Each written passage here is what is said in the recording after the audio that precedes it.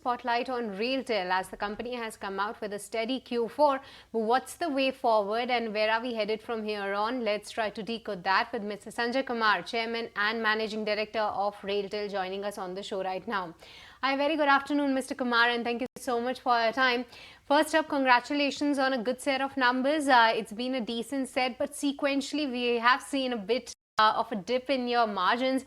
We'll talk more about that, but firstly help us with the outlook for FY26. What's the guidance coming in on the margin front? How will the top line pan out, and which verticals will contribute the most going ahead?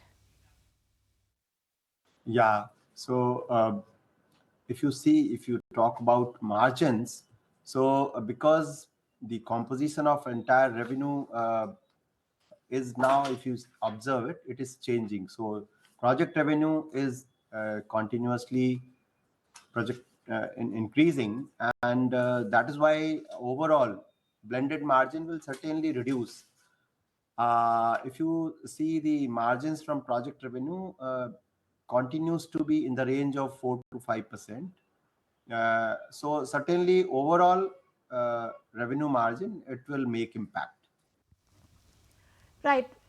So like you mentioned, that your project revenue is increasing. How do you plan to protect your overall margin? Are you actively targeting higher margin projects or services to offset the pressure on low margin projects?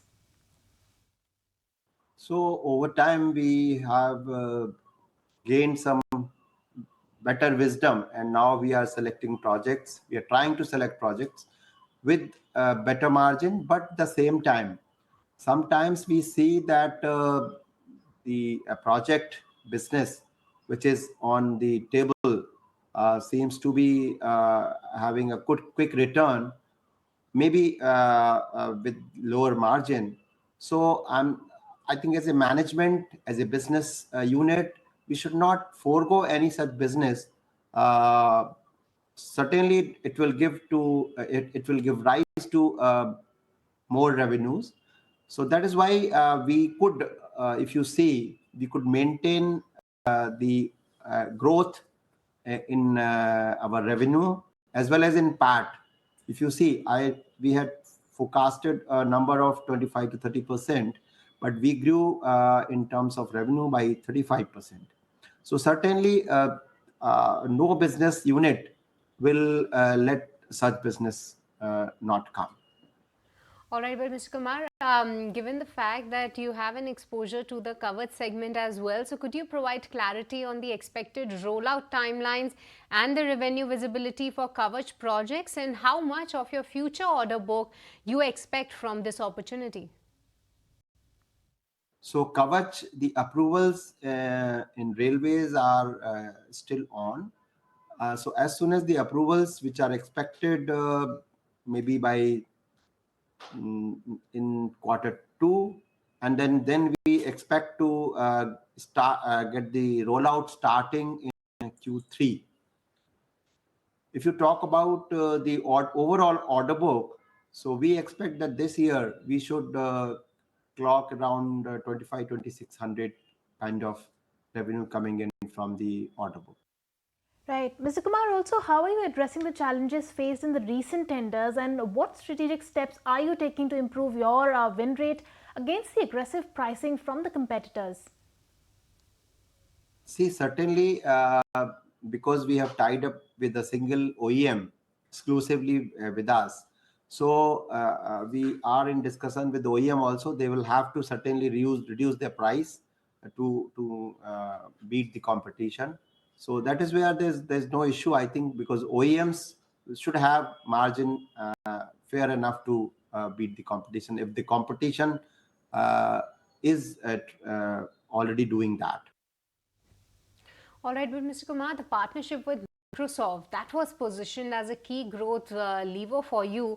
Could you update us on any tangible outcomes or like milestones from this collaboration so far? What has been decided between both the parties? So as far as Microsoft partnership is concerned, our teams are continuously working. A few meetings at senior managements have also taken place. So I really cannot say anything at this moment, but certainly if something comes out, that will be there whenever we talk next time.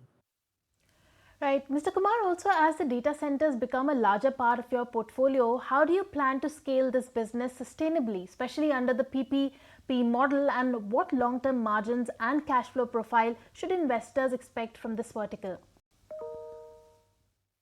So yes, you are right that the data center is slowly picking up, and the sovereign cloud requirement for Government of India and strategic needs is certainly being felt in the government corridors.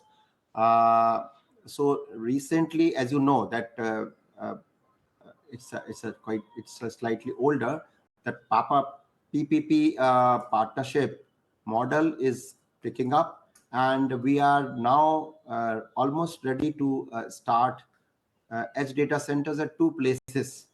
And this year end, we should be having around 6 to 7 such edge data centers by the end of this year. So I should not say that as data center is going to give very big headway this year, but certainly some revenue will come. But other normal data center business of ours is continuously picking up. We are getting orders from revenue from Government of India and other governments. We are not only using our data center, but developing data center, on-prem data centers for the customers. In the wake of present global scenario, also cybersecurity is becoming more important.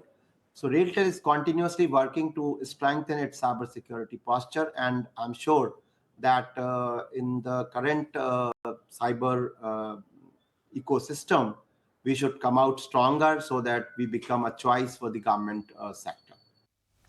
Sure, Mr. Kumar, all eyes on that you're planning to add 6 to 7 new data centers, and how this opportunity works well for you. We will watch out for that, but for this, we let you go. Thank you so much for taking the time out and speaking with us. If you like this video, then like, share and subscribe to ET Now.